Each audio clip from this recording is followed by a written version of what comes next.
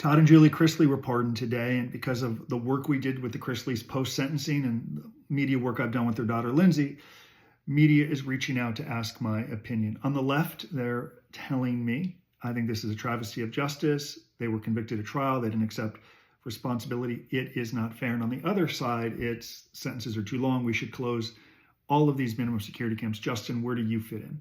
For some background, I did say that a great day for the Chrisleys was the day they surrendered to prison, because they finally get credit for time served. Because when you're waiting to go to prison, the waiting and wondering is the hardest part.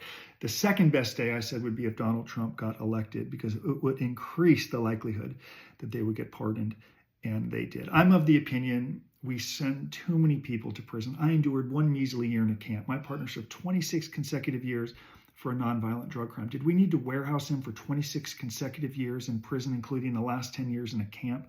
We should be closing these prison camps. We should be doing more work release programs. If you owe money to victims, you should be working with the lion's share of that money going back to victims. We should bring back parole, which is where you build a record and let a parole board evaluate how productive you've been in prison. Earn freedom, which is what my partner did for 26 years in prison, though it did not advance his release date. Instead, it's more calendar pages turning. I will say, and yes, I'm biased because I work with the family. I care for the family. I like the family. I spent time with Lindsay and them in Atlanta, and including time with the grandma, who is very, very entertaining. So sure, I'm biased. Even if I didn't work with them, I'd be giving the same message. We send too many people to prison. I hope to speak with them, and here's what I will tell them, as I tell all of you.